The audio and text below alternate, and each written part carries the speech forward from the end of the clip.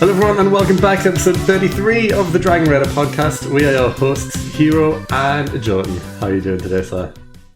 Doing very well. Back for the Dragon Ball discussion. How's about yourself? I'm doing good. Ready to get straight into it, so let's get started with Roshi's rant. Let's go. This is Roshi's Rant. So this is Roshi's rant, the first segment of the podcast where we deep dive into a particular topic around Dragon Ball. And this week, we're staying with the Dragon Ball superhero theme for another week because, the film's still newish at this point. And we want to discuss it a bit more, so spoiler alert in advance. But today, we're going to be talking about Dr. Hedo and whether or not he should continue with his plan to make more Gammas, I guess. He created Gamma 1 and Gamma 2, but now he's a good guy fighting on the right side. So should he create more Gammas? That's what we're going to discuss. So, what do you think? Because one of my first things when we first saw it is I thought, should he replace Gamma 2? Because I kind of thought that he probably would. I always thought there would always be a pair. So I thought he would originally plan to replace Gamma 2 anyway. I mean, creating an army, I wouldn't necessarily say there would be, but having like a security force, especially when Gamma 1's been set as like a head of security. Yeah. Okay, let's say he creates 10 Gammas, and then that's basically equal to, the Tournament of Power team. And he has these 10 Gammas, which are insanely powerful. Is it a good idea? Those 10 could arguably take out pretty much, or arguably put up a hell of a fight against anyone. The majority of the Dragon team. Yeah. I mean, they'd probably lose based on what they are, but they'd be very difficult. Yeah, 100%. Especially since they were, handling Piccolo with ease until you guys power up. They were even doing decent against Gohan as well. Yeah. So, yeah. Pretty much. Two of them would be non-powered up Gohan, non-beast Gohan, basically. It took a lot to get to Gohan to where he was prior to doing his final transformation. And we don't know if he can get back to that. Yeah, who knows? It's the power of love, I guess, that made him go beast mode. Love. Yeah. Angry love is what got him there. And so we don't know if he can get back to that. We're pretty sure that I'm pretty confident Piccolo can jump in and out of his transformation. Yeah. His seems to be quite outright, but Gohan less so. So I would say it's very dangerous territory. Hedo is he seems to have somewhat good intentions. Yeah, I think he does have good intentions. His whole... the Gammas more so. Yeah, but they're programmed by him. So, he programmed them to be like that. Because his I would whole... say they're sentient. Yeah, of course. But his whole backstory was how he watched superhero films. He took inspiration. He was a big fan and wanted to basically be a superhero, but then instead created his own superheroes. But he knew fully well who the Red Ribbon Army were. He did, but he was only doing that because he wanted to make these superheroes so badly, and they were the only ones who were able to give him enough money to fund it. And then he saw that the Red Ribbon Army were acting up and that they were clearly the bad guys. So even if he knew that he thought that Capsule Corp were the bad guys, he could still clearly see that the Red Ribbon were bad guys, and he was still happy to work with them. Yeah, but at he had the Gammas. They were there. They existed, and he was still working alongside them. Both the Gammas were incredibly powerful and fully functioning at that point, and he still didn't walk away. This is true. The Gammas could have killed everybody in that room, and they were bad guys. So arguably, superheroes, there was no reason why they arguably shouldn't. If they were willing to destroy the Capsule Corps, who were bad guys, in his mind anyway, why wouldn't they have stopped the Red Ribbon Army, who were bad guys? I think it's a bit of a dilemma because Hedo needed the lab and the equipment and the money to continue making improvements and stuff. Whilst he also knows Red Ribbon's bad, he doesn't know the full extent of just how bad Capsule Corp is. So it's either you side with one evil to take down a potentially bigger evil. Yeah. Yeah, that's the dilemma he was in right there. And he accepted that. He knew they were bad, but he thought he was stopping an even bigger bad. Yeah. I think a part of him knew he was doing wrong. Oh yeah, 100%. I would say the Gammas, they were sentient they were more sentient, and I would say they're more good than Hedo. Because they were much easily turned to the good side than Hedo was. They literally got talked around much easier. Yeah, I mean, I guess Gamma 2 I would say Gamma 2 got turned first. Yeah. And he was literally talked around very quickly. I mean, you could tell during the final fight that he was getting convinced. And it's what basically made him batter Piccolo, because he was getting so upset, because he was already convinced and he knew he'd been doing wrong, or he was on the side of wrong. Hedo still got his not comeuppance, his redemption story arc, kind of, I guess. He noticed slightly late potentially, but he did actively try and stop Carmine and Magenta at the end when they were running back to the lab, when he knew they were gonna try and wake up Max Cell. He actively tried to stop them, and he was warning them at the end that Cell's being unleashed, where his weak point is, all this other stuff. He was actively helping at the end. Yes, he realized a bit late, but even throughout, before the fights and stuff, he was actively arguing the fact that this is wrong, we shouldn't be kidnapping kids and all this stuff. He was the one pointing that out, and he was just kind of shut down by Magenta, saying, just stay away. Yeah. Keep your nose out. He didn't stay away, but he was still going along with it. Yeah. But, he knew it was wrong. Yeah, I think that's the thing. I think in the end, the Gammas changed before Hedo did. Yeah, but also the Gammas were there in the room when the kidnapping and stuff happened, and they just kind of stood there and let it happen. That is true. They also knew it was wrong, but they didn't try to actively stop it. Yeah, and they did just use the excuse of, we're just following orders. Yeah. Which technically, I guess... excuse. Yeah, but technically, I guess Hedo was doing the same thing. He's being allowed to do this work because of Magenta and Carmine, so he was following orders by just letting it happen. But that obviously, it's not the route he wanted to take, but he was kind of backed into a corner. It's either do this or we're kicking you out and you can't continue doing your work. Yeah. But I suppose, all in all, it doesn't suggest that they themselves are bad guys. It just suggests that they have a questionable moral compass. So you would think that in that term, that if you kept an eye on them, there's no real reason why they couldn't have a security force created. Yeah. But it would be risky to do. No, I mean, I see Hedo kind of like the Jesse Pinkman of Dragon Ball at the minute. Obviously, Jesse in Breaking Bad, everyone loves Jesse, but he's selling drugs, he's murdering a few people along the way, but he's still a good guy who just wants to live his life and stuff. He gets caught up in the wrong crowd, and that's kind of Dr. Hedo, at least for the first half of the movie. But yeah, I don't know. I think now he kind of begged Bulma for a job at the end, and Bulma accepted him. Said, "Yeah, we can work together." I'm curious to say I think he'll definitely bring back Gamma 2, at least. Yeah, I think there always has to be two of them.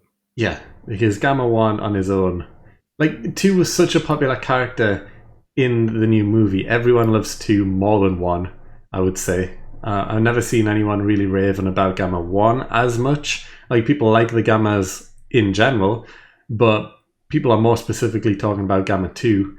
And he's the one that died at the end of the film. And I understand why. You needed one of the characters to stand out more than the other so that they can take the emotional damage and bring like the plot back to a sinking feeling like, oh my god, this new character that we all love just died.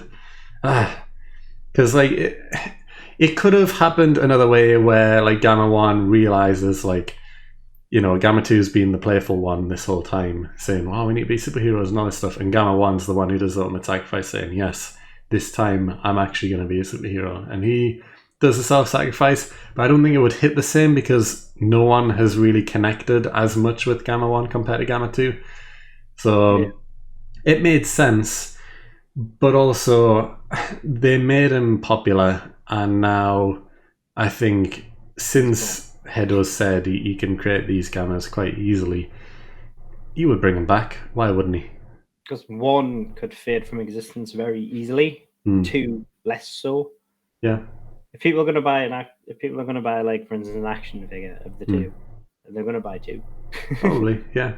Are they going to buy 2, or are you going to buy the pair together? Like, yeah. Basically. Number 1, not so much. Yeah, I mean, I think there always has to be 2 of them because they're a duo.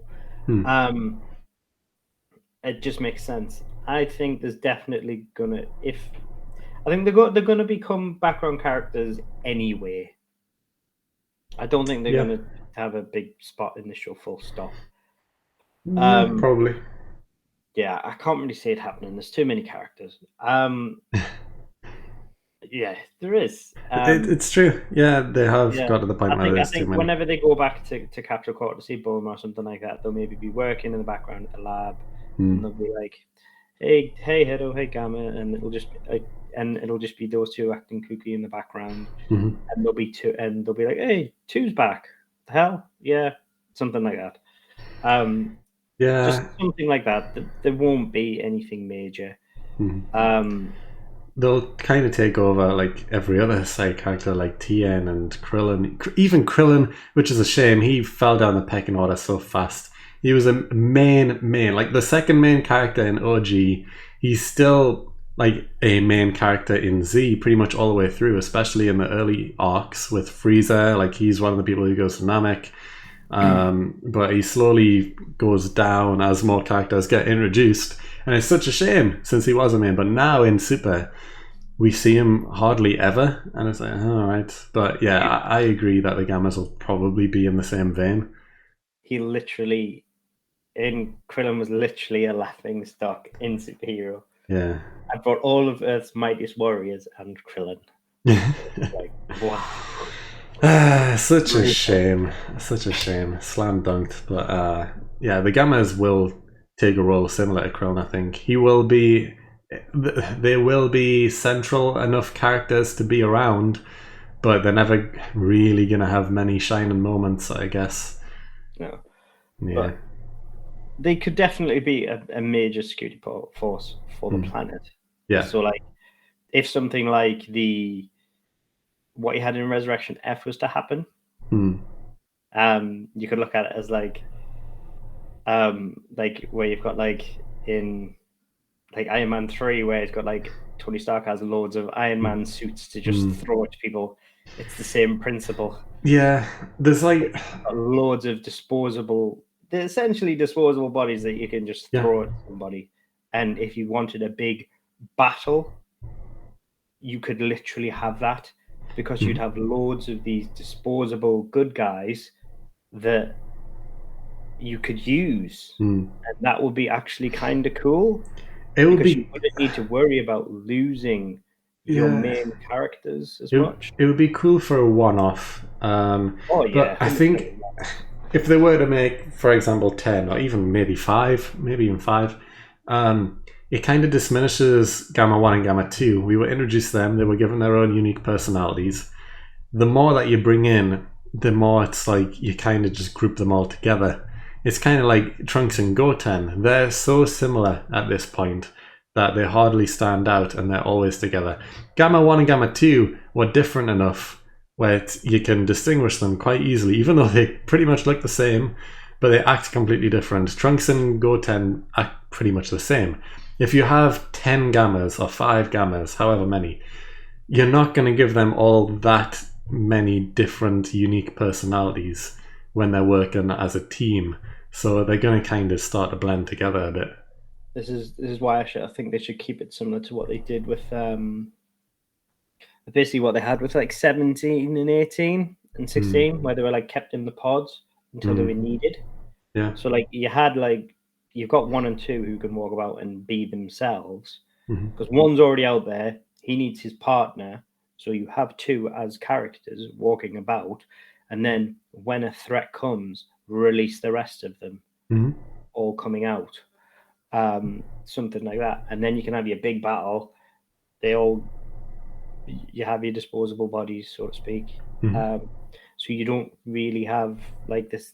They don't really need a face, so to speak. You get your fight, you get the satisfaction from it. You can still focus on 1 and 2. They still have their personality. You can see that they can get angry because they can still see their brothers. Like, they're still losing their brothers, because to them it means something because they're built alongside them, so they can still get it. There's still some impact to them, so you can get it vicariously through them. Yeah. You'll get the big fight. So you can still get, but again, a one-off. I think it could be quite cool.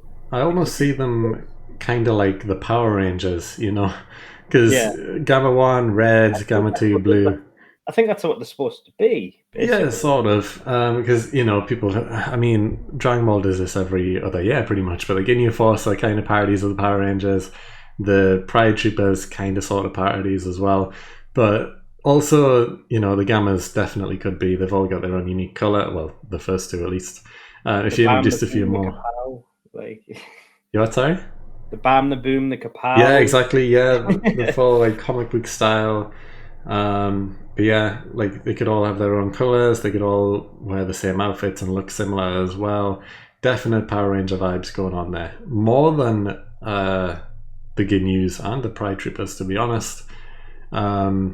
So yeah, I don't know. I agree with you. I would like a one-off battle with say 5 or 10 of them, but overall, I don't know if it's really the best idea to introduce that many and keep them all around.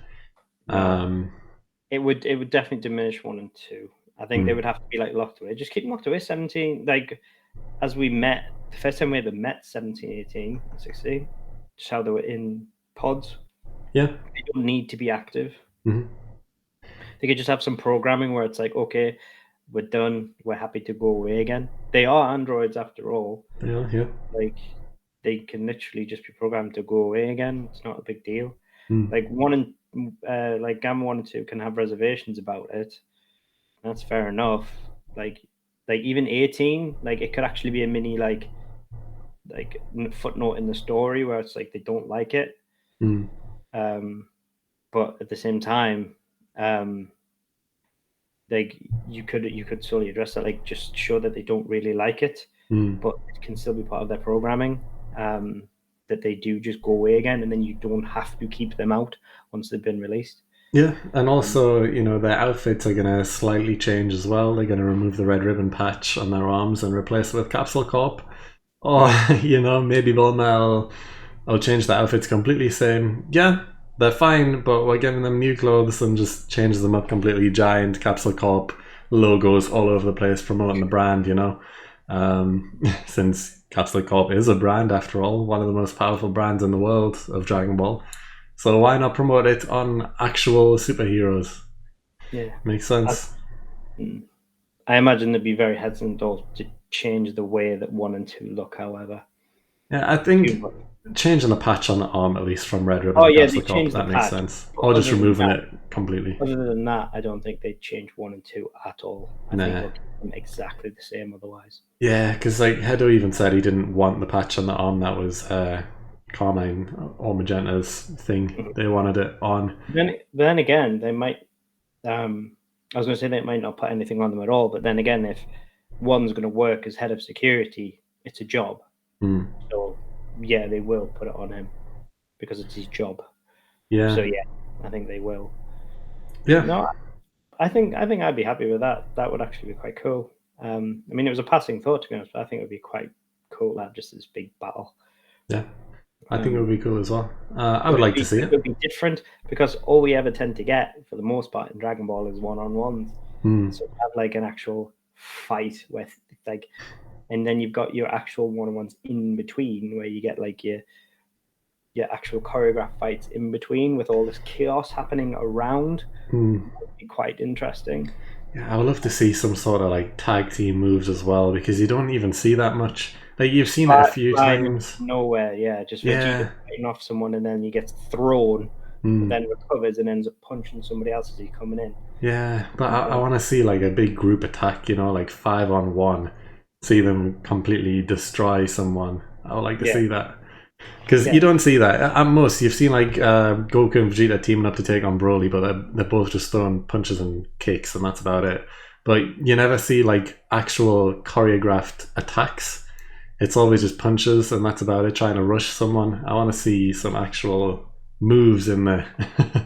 That would be cool to see. Or maybe it's just stuff like people are getting too close to each other and they end up just literally swapping opponents. Like Yeah. In the tournament power, obviously you were getting close to each other, and then like in a lot of the tournament power, there were so many universes fighting, but they were still all individual fights. You didn't really find that a lot of fights got close to each other, and universes got close to each other, and then ended up getting into brawls. I would have loved to have seen a fight get interrupted. Just like, I don't know. It barely happened at all. I don't know. I can't remember a single time it did. But imagine if like Vegeta and Top were just fighting each other, and then bam, in comes Hit, just like, nope, I'm fighting you now, just jumping in out of nowhere, taking over. Yeah, literally. I think one of the only times it happened is when Kale was in Berserker mode, and Jiren was like, "Stop now," and blasted her because she was going too angry. Like, imagine like Vegeta's just fighting somebody, and it's getting a bit close, and Goku and someone else are fighting nearby, and they just happen to bump into each other, and Vegeta gets annoyed and starts hitting Goku's, and they end up trading or something like that, because that's just a random sort of thing that they would do for fun. Yeah, like if you picture around them, if you picture a gang war in your head, no one, like you don't see, especially if there was 10 different gangs going after each other, you're not going to see just one-on-one fights all around.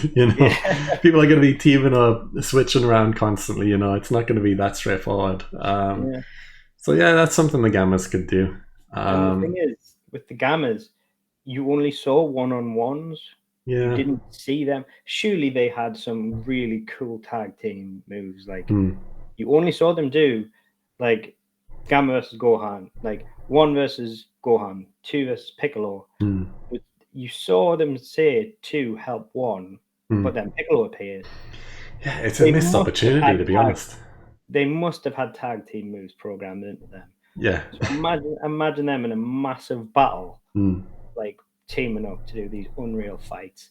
Like they could tear through people. Yeah. They would be so dangerous, because it'll be like 17 and 18 when they fought Future Gohan. Like they were a force to be reckoned with, and when they teamed up. So basically you would just have that all over again, because 17 and 18 don't fight together anymore. Like they just don't. It's just, even in the tournament power, they didn't really do it. They fought alongside each other, but they weren't the way they were like in the future. Like that's not, never really, because they didn't really do that. They never really got a chance to fight that way. So Gamma 1 and Gamma 2 are designed that way. So seeing that from the extra ones that Hedo made, like 3 upwards, they were made to fight that way. So you'd get to see some of that. So I think that would be really cool to see. Yeah. Really bring out the potential of these characters. No, I agree as well. I think we've got the same mindset where a big battle would be good to see, but we don't want to overshadow the main 2 Gammas that there already is. But yeah, I think that's a good place to wrap up this segment.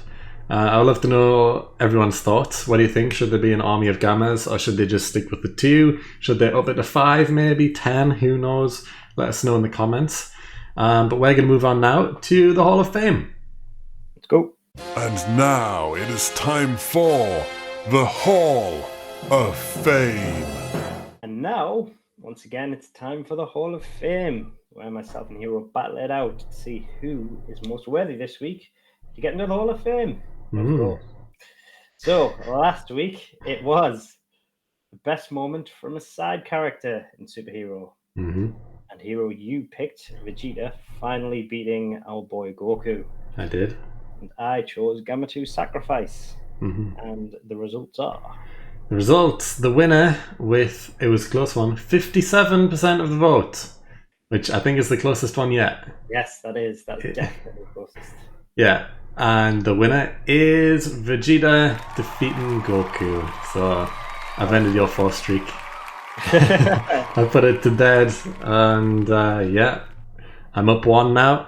So I need to continue the streak going with this week's topic, and you have it at hand. So what are we talking about? Yes, so this week, sticking with Superhero, because gotta be done. It is the most unexpected moment in Superhero. Yeah. And as you, of course, won, you're going first. So, what you got for us? I am going first, and there's a lot of moments in Superhero that I loved. There's a lot of comedic moments. There's a lot of standout moments. But I'll be honest, like, there were a lot of surprising moments, to be honest. Yeah, there was a lot of surprising moments. Everything had been spoiled with, like, everyone was like, oh, Gohan's got a new form. It's like, oh, okay, right. Yeah, well, we knew that. Yeah, it's like, that was obvious. Yeah, and my moment that I'm picking was even kind of sort of teased in the trailer as well. So people were already speculating what it was, and I'm still picking it because it's shocking and it's ruined a character forever. But my pick is Bulma wasting wishes on unexpected things. That is my choice for this week's Hall of Fame. And yeah, controversial one because everyone loves Bulma, of course. But she wished for the buns of a college girl, and also she wanted to extend her eyelashes, but instead switched it to reducing wrinkles instead. Which, you know, I mean, Shenron's just been able to give 3 wishes, and, you know, now it's like she's wasting them on such petty things, as Piccolo puts it. But I understand, like, I get it. This whole segment of the film was supposed to be a comedic moment. Like, they don't have any use for the other 2 wishes at that time, so, you know, she just kind of wastes them. And I get it, and it was funny. You know, that's fine. But to me, it almost... I know, it was almost like it was so fan servicey that it was people couldn't believe it wasn't a joke. Yeah, exactly. Like, to me personally, I love Bulma as the character. I always have since OG Dragon Ball. But this right here kind of, it doesn't ruin it completely, but it's like, you've done that to Bulma, all right. Because, you know, she's a genius. You know, she's the smartest character in Dragon Ball, arguably. And yeah, she can be direct and forceful and, you know, annoying at times. But, you know, she can even be a bit selfish here and there, but we haven't seen that for quite a long time now. Like in OG Dragon Ball, she was a kid, or a teenager at least, and, you know, she was selfish. You know, she wanted to gather the Dragon Balls to wish for a boyfriend, which at the time, that was her character. She was, you know, a bit selfish and looking for love, that type of thing. But she was still smart. And as she grew older, we seen her get smarter and smarter, and, you know, kind of, you know, leave that part of her behind in the past. You know, she wasn't focused on using the Dragon Balls for love anymore or anything like that. She was kind of... yeah. She was just, you know, like, she wanted to help, and she was a genius, and, you know, she was making gadgets and gizmos and all this other stuff to help out, and she didn't really use the wishes on herself at any point in Z, from what I remember. I don't think she uses the Dragon Balls at all in Z. But yeah, wasting just 2 wishes on something so insignificant is just like, come on. And then you also realize she's a repeat offender, you know. She's done this before to wish herself younger, maybe 5 years younger here and there, because she doesn't want to, you know, do 10 years because it's too obvious.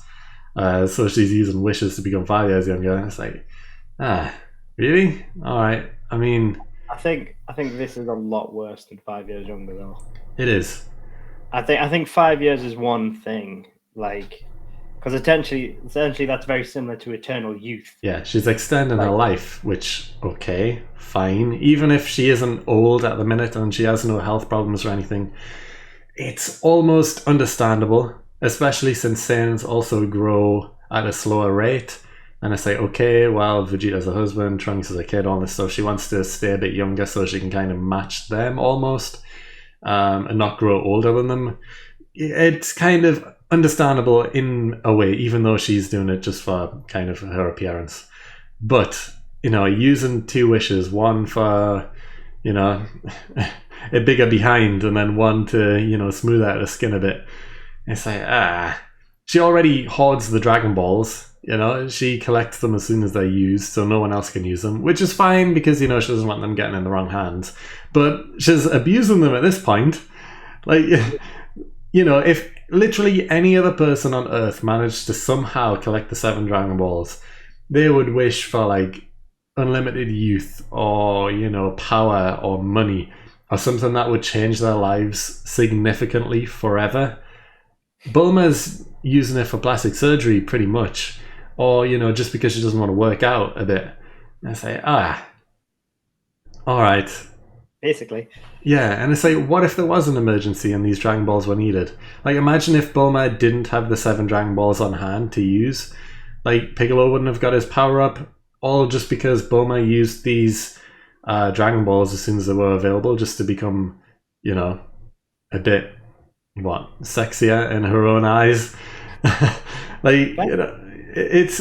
I think it is a fair point, like, this isn't the Bulma that we've seen in Z, and not even the Bulma that we've seen in Super so far. Like, she wasn't this, like, self-absorbed at any point. Even in OG, when she was looking for a boyfriend, she wasn't this self-absorbed. She was still helping out and stuff, but she wouldn't, I mean, yeah, she did want to waste a wish to get a boyfriend. Heero's Bulma is incredibly fan-servicey. Yeah. Like, there are so many moments in that film where she's incredibly fan-servicey. It's ridiculous. Yeah, but it's unexpected to me because this isn't the same Bulma as we're used to in Z. It's not even the same Bulma that we've seen in Super the show as much. It's almost like, yeah, she was at her worst. I say worst, but her most selfish in OG Dragon Ball. And this is like that turned up to a 10.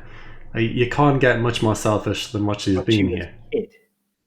Yeah. Basically, then. Yeah. Yeah, this is so self-absorbed. This is so made for comedic purposes only and petty, and it's like, come on.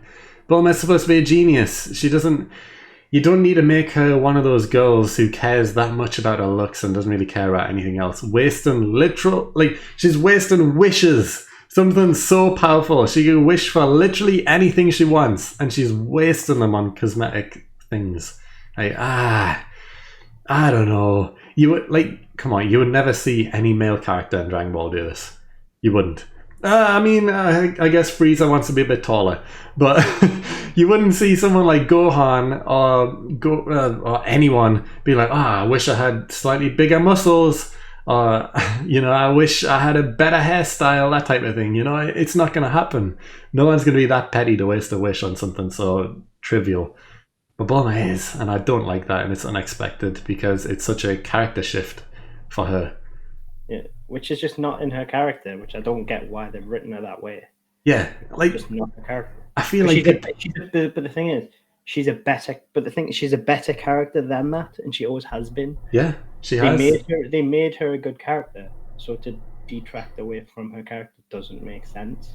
Yeah, it's almost like they're trying to, because people are almost justifying it, being like, well, she's always been a bit naggy and stuff, and this is just kind of an extension of that. But no, this is like beyond.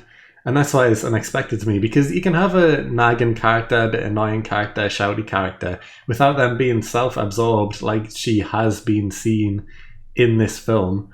It's like, yeah.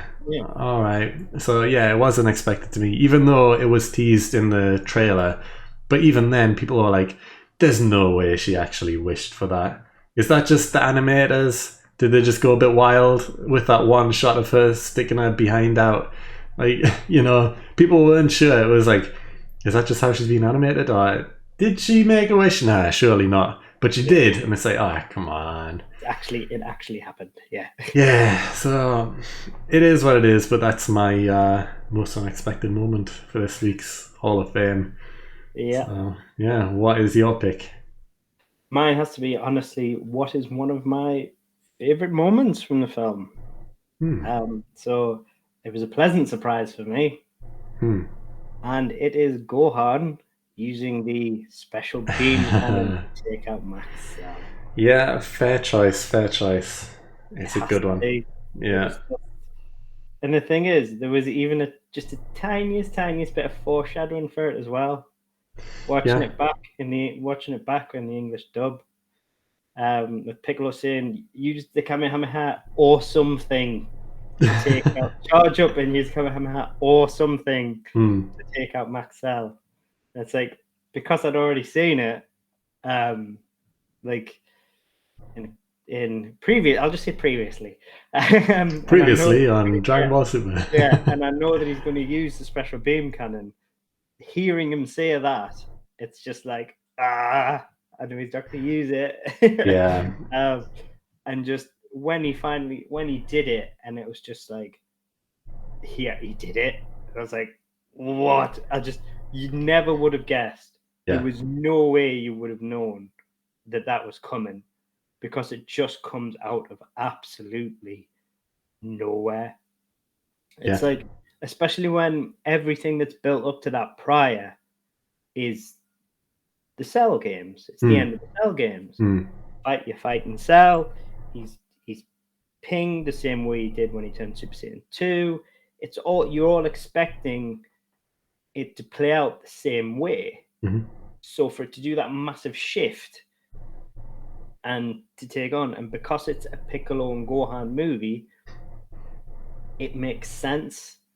So all the foreshadowing for it to happen that way, it's just right. So, and it feels good for him to do that. And after everything that's happened between Gohan and Piccolo over all the years, or these many, many years, for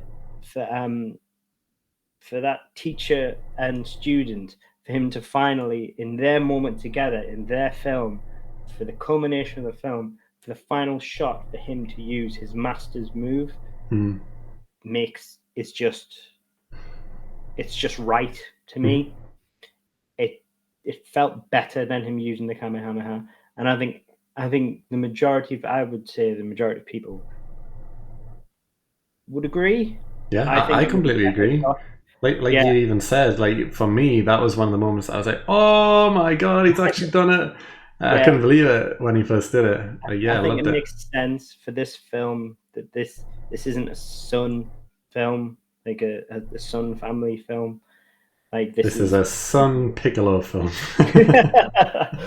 Like this is literally like, this is something that focuses around these two, which is like, teacher student, and so it makes sense for him to use that move. But it's like he's basically paying props, and basically him saying thank you to Piccolo by doing this. And it's nice how they address it at the end, and he basically says that whilst he's not been training, he actually says, I may have been practicing it in secret. And he actually says that in the end, because he says, where did that come from? And he's like, so he's basically just saying, I've not been doing anything. I've been doing some things. Yeah.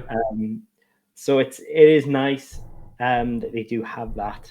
And I just thought it was just this perfect moment. It was a perfect send-off, a perfect finish to the fight.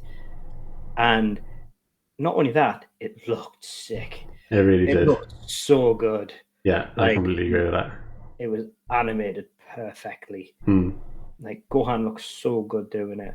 And he pulled it off. I hope it kind of becomes a regular move of his now. Well, not like regular, but like, just another part of his move set that he can use from time to time. I like to see that. Because the thing even though it is Piccolo's move, I guess. But And the thing is, he did charge up. Mm. But you can't really say also that, because to use a special beam cannon, you do have to charge it up. Mm. And the entire time that's the point of what he was doing is Piccolo. That's why he couldn't fight when Piccolo was getting battered and everything like that. Is he was saying you have to charge up, you have to do a big attack. So it makes sense that he used the special beam cannon. Piccolo had just said charge up a big attack, but it actually makes sense for him to have used the special beam cannon. It's just this drill attack that he'd been charging up. So he had charged up the attack. So it's not like this obviously like last moment thing where you could say, well, how could he have used that attack? Because he didn't charge. Well, yeah, that's literally he stood there and he charged up this attack. So it's everything about him using that move made sense in this movie, and I just thought it was very much a chef's kiss moment, and I just thought it was brilliant. Yeah, I just thought it was literally. I don't know how I didn't expect it. I don't like, but it's just like it literally came out of nowhere, and I just thought it was brilliant. And yeah, for me, there were some unexpected moments. Like even I think my backup was the orange Piccolo transformation. Yeah, also a really good moment. Yeah. Because whilst I knew Piccolo was transforming, it was to not that degree. I wasn't expecting him to basically kind of be like a Titan from Attack on Titan. Yeah. I thought his transformation was what we saw in the trailer. Yeah, where he's losing like the arm lines and stuff. Yeah, I thought we'd already seen Piccolo's transformation, and the only transformation we were going to get to see was Gohan. Line Piccolo. Yeah, I thought right. We know Piccolo gets stronger. So right, that's fine. We know about him. He's stronger. Great. Now we're all waiting for Gohan's. What's Gohan's going to be? Yeah. So when Piccolo did his, it's like, what is this? Yeah. This is the Piccolo transformation. Unexpected, yeah. Yeah, so I couldn't decide between those two, but like I think it was very, very close. I think they're both solid choices, and if I was to pick either of them going up head to head, it would be close. But instead, I picked Bulma. But because to be honest, but because the orange Piccolo transformation is as strong as it is, it's like God. It's Super Saiyan Blue power level. That's why it's so unexpected. It's not just that it's a big transformation and he's not our Piccolo anymore. He's a different type. Like it's how strong it's made him. He's a top contender now. Yeah. But it's more the fact of like that's why it's so unexpected for me. But it was just the fact that I chose the Gohan moment because it's just been 30 years in the making, something I guess. What's 20, 30 years in the making? Yeah. That teacher student. And I think that's the final thank you to say to Piccolo, like, yes, here. And I think that's why, to me. Yeah. It just kind of it solidifies them two. It goes to show this is everything you taught me in one attack. And so that's why it was so good. And that's why it's my choice. Yeah. Two solid choices there, I think, for this week's Hall of Fame. So it's going to be an interesting one. I've got a feeling you're going to take it, to be honest. You know, I've went with Bulma. But we'll see anyway. But you guys can vote in the polls. You can see our social medias just down below my name right there. Go check them out. Go vote in the polls. We have Bulma using the wishes for, you know, silly things, let's put it that way. Or Gohan using the special beam cannon. Those are the two choices for this week's Hall of Fame. Go vote, and we'll find out next week who enters the Hall of Fame. But for now, let's move on to the hot take. Cool. Hot take.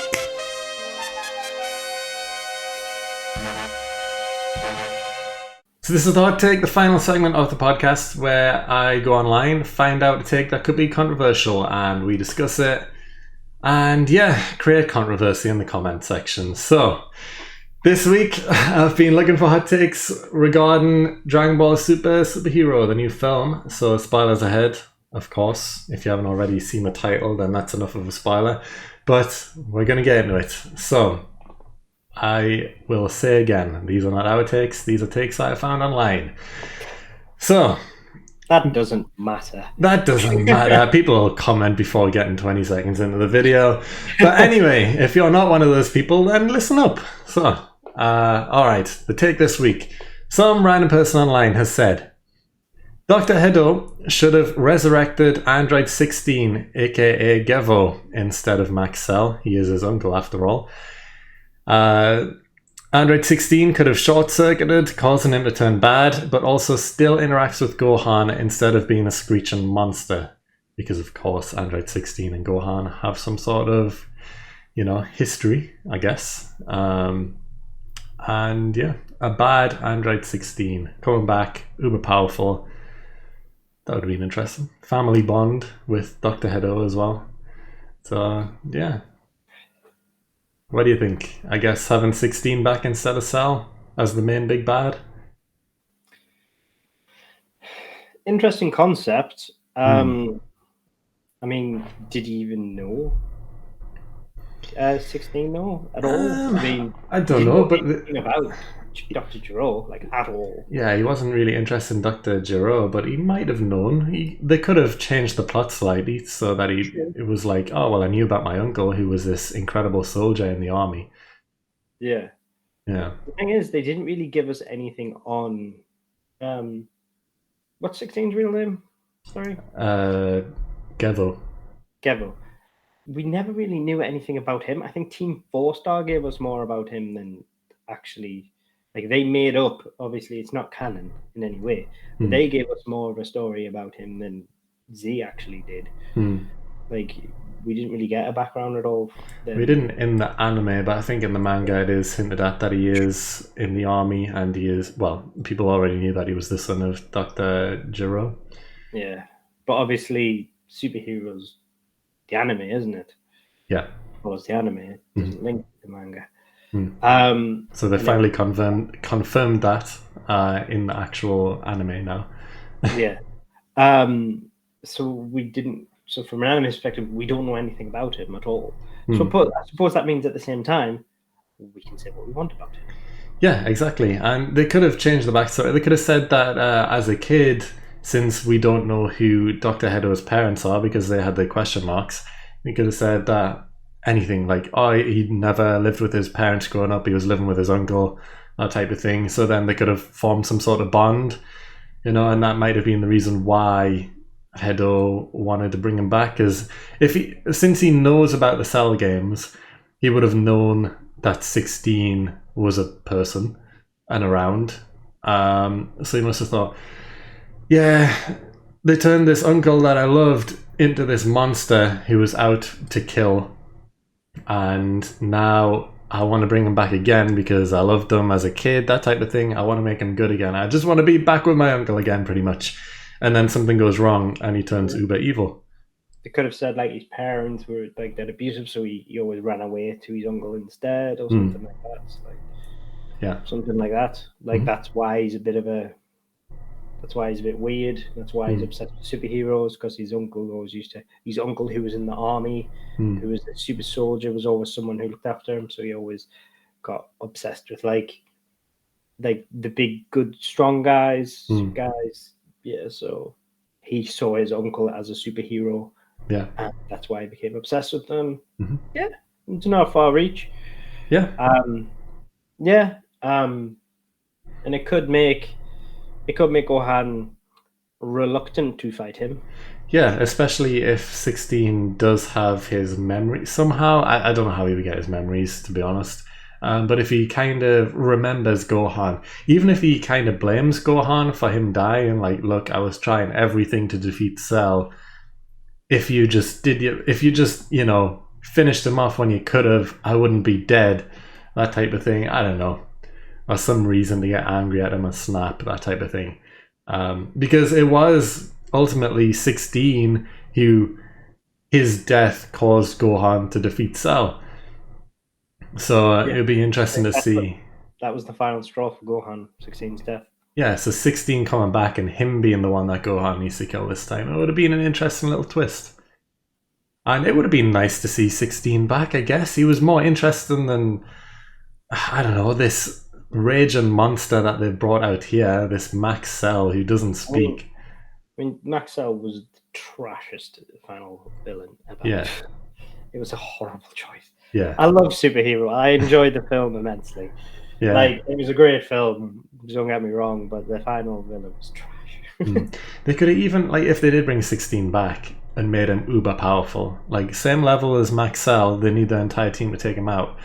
But even if they managed to somehow defeat him without killing him and then change him good, and then reunite him with Android 18, who was there in the battle, you know, that would have been interesting. It maybe would have given Android 18 a bigger part, because, you know, she would have been like, oh, this was my brother, well, not brother, but like, you know, this is my very close friend who I was with for years. And, Robro. Yeah, my Robro. And his back trying to snap him out of it, that type of thing, because she knows he was one of the good ones. So, yeah, that would have been more interesting. Give 18 a bit of a spotlight as well. That would have been interesting to see. And then the end of the film, maybe even bring back 17 just for the end. Just like to reintroduce 16 to 17 again and be like, hey, I'm back. That type of thing. That would be an interesting. Yeah. Bring 16 back into the fold. I wouldn't be against it. No, we've talked about bringing 16 back in the past. Like, it'd be nice to have someone, another pacifist-esque character. Especially if they did make him this insanely powerful beast as well. And they'd be like, okay, 16 is the powerful android of the three now. Yeah. Yeah. And there's no reason for him not to be, because there's somebody who can make them stronger. Because 18 doesn't want that life. She does want a life of peace. 17 wants to be park ranger. So kind of it wants the same, wants a life of peace. And Hedo can offer strength to any of them at any point. Hedo would have made a strong 16 outright. Of course, yeah. Hedo would have been made by the Red Ribbon Army to have made 16 stronger than the Gammas. So, because it would have been the main villain. So, it would make sense that for 16 to be stronger than 17 and 18. Yeah, I mean, I guess even in Z, 16 did kind of seem like the stronger one of the three. Yeah, like, yes, he died. 16 fought Cell. Yeah, like, he was the one that died out of the three, but also he seemed arguably stronger than both of them.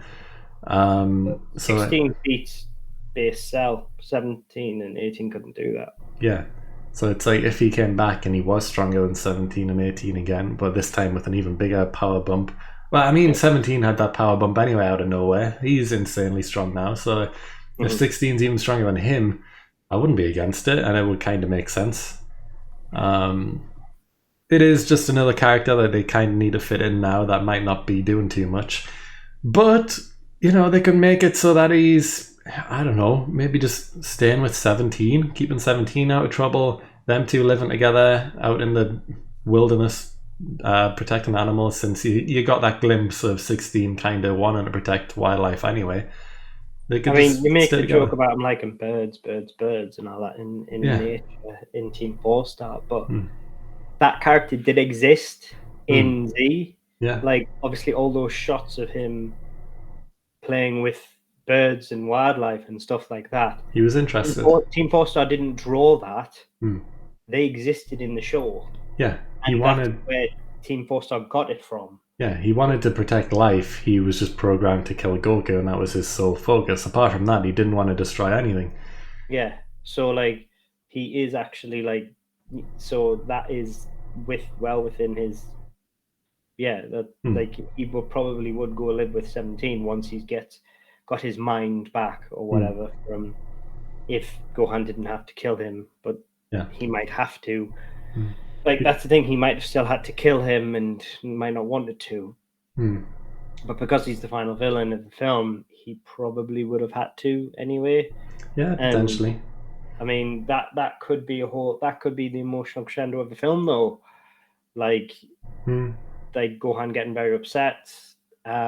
He still has to trigger into his form and everything like that, and he still gets very upset that he starts having flashbacks and everything of back to the Cell games, and as he does like the final special beam cannon to take out 16, evil 16, like you see him getting very upset, and he's because like I said, and like you'll see if and when you see the film, like obviously apologies if you haven't, but you probably heard we said spoiler alert at the start. Yeah, you'll have probably had everything spoiled if you haven't seen it. Gohan enjoys it when he snaps. He smiles. It's creepy. Like he loves it when he snaps.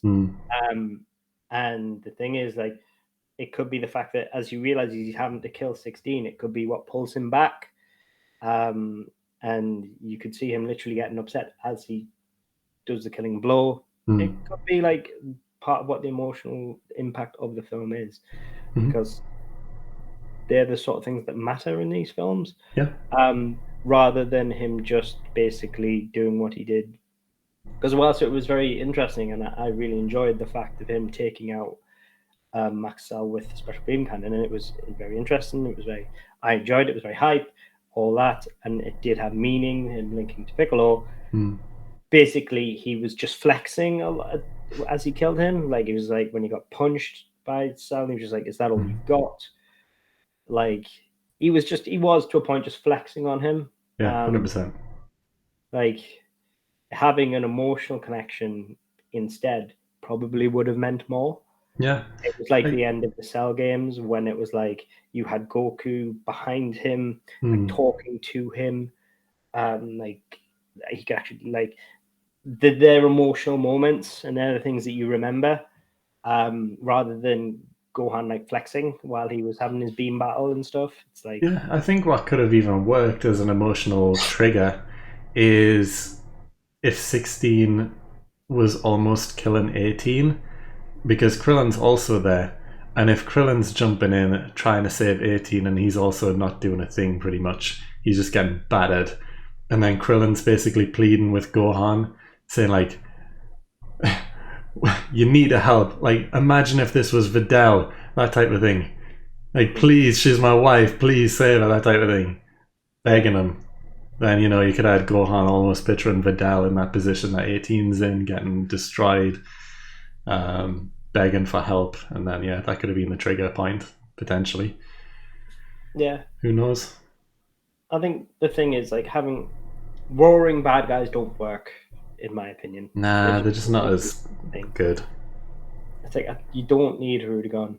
Heerogan is like, what, 20 years old now? Probably, yeah. Like, it's just, Heerogan was fine for that film just because he wasn't even in the film for long.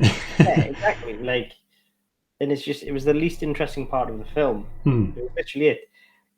Heerogan was cannon fodder for the Dragon Fist.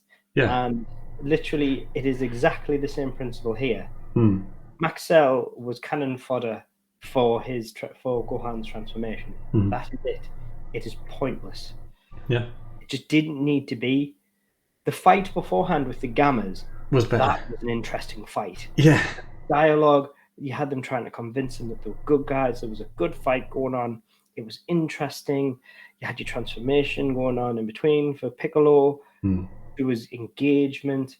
You even had the pan stuff going on, which was funny. Like, there was plenty stuff going on all at once, and that was good. Like, there was a lot of stuff was happening with this. You knew the transformation was going to happen. You were just waiting for it. Yeah, that was it. But it's almost a shame because Cell Max, as soon as they even mentioned Cell Max or Max Cell, and then he was revealed as well, finally, you knew, like, this is a character that's not going to stick around. This is somewhat, like, because if you think about it, all the Dragon Ball Super films, first one, Battle of Gods, you knew Beerus is going to stick around as a character. Beerus wasn't ever going to die in that film, and we knew that from the moment he was introduced. We knew, like, oh, this is going to be a guy that sticks around. Same with Whis. In Resurrection F, it's too iconic. Like, yeah. in Resurrection F, they brought Frieza back for the first time, and it's like, okay, this potentially might die. And he kind of did, I guess. But they did still bring him back.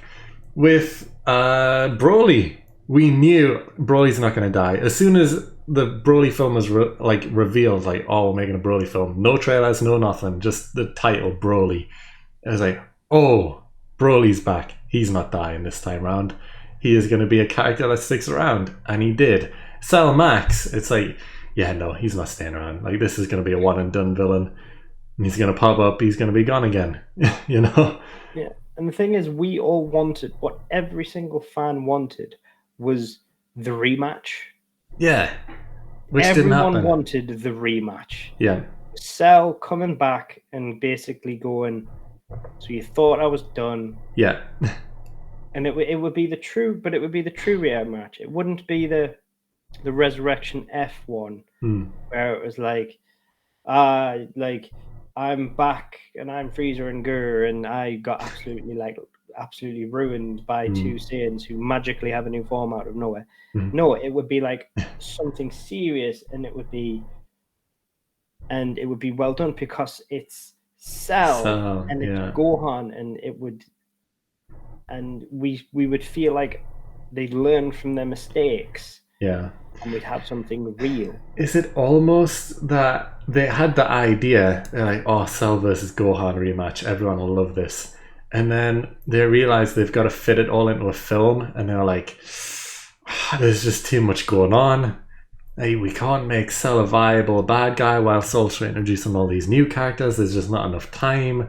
And they thought, well, I still like the idea of bringing Cell back, but let's just change him up and see how people react. It's still Cell versus Gohan, but it was all underwhelming because people were expecting so much more.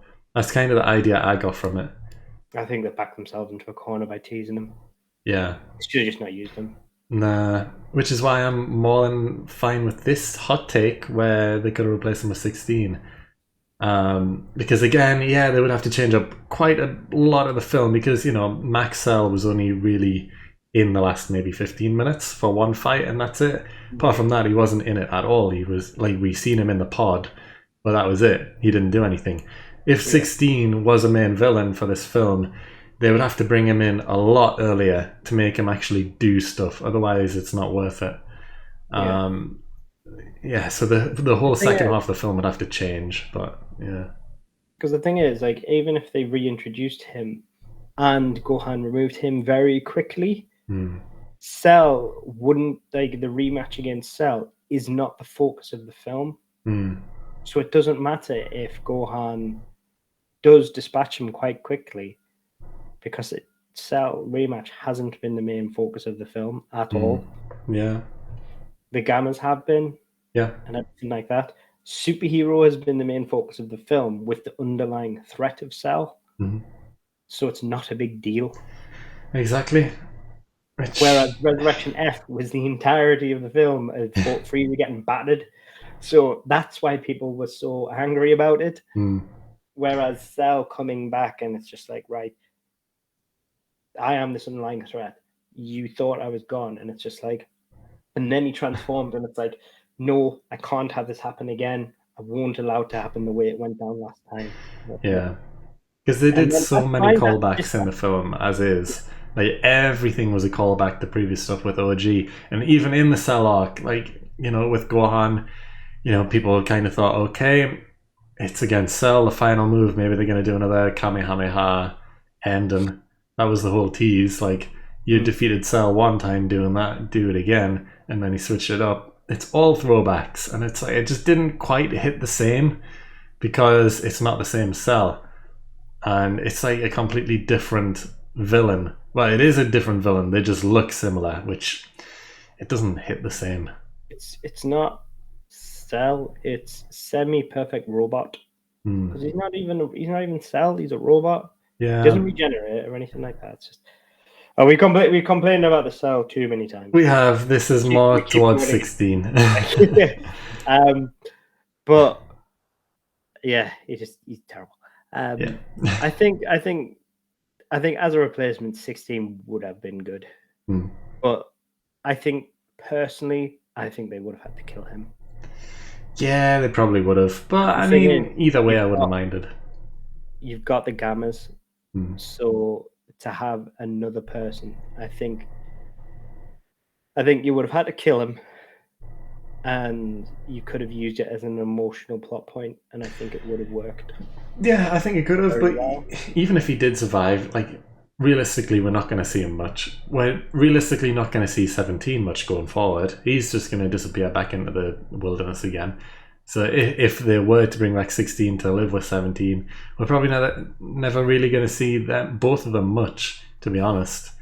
So I would have been fine if they did bring him back and let him survive. But yeah, even if he did die, not a big deal. It would have been nice to see him, nice to have some actual interactions with Gohan. They would have had to change up the full second act, like, completely, to bring him in earlier to have these interactions. But yeah, they could have sped up some of the start of the film. There was a lot of explaining who the Red Ribbon Army are at the start, a lot of Piccolo exploring. They could have sped that up a bit, which, don't get me wrong, love the film as is, but if they were to introduce 16 as a main villain and him having some actual impact, they would have had to speed that up a bit. I wouldn't have minded getting rid of a little bit of the Red Ribbon filler. I love all the Piccolo filler stuff. I'm happy with that. Red Ribbon filler, I'm happy to cut that down. Yeah, the full first 10-15 minutes of the film was them in a car just explaining who the Red Ribbon Army are, what they're all about, and it's like, okay, I get it. This is going on a bit long though. Yeah. Like, it's just, okay, you've convinced him. Like, cool beans, right? Yeah. Like, can we go now? But like, everything else was great. Like, I thought everything flowed quite well in terms of then Piccolo going to like see Dende and Bulma and everything like that. I thought that all flowed relatively well. Like, he didn't hang about too much. Like, he stayed where he needed to be. Like, when he went to get the Dragon Balls, he pretty much had them. He summoned the dragon straight away. It all happened pretty quickly.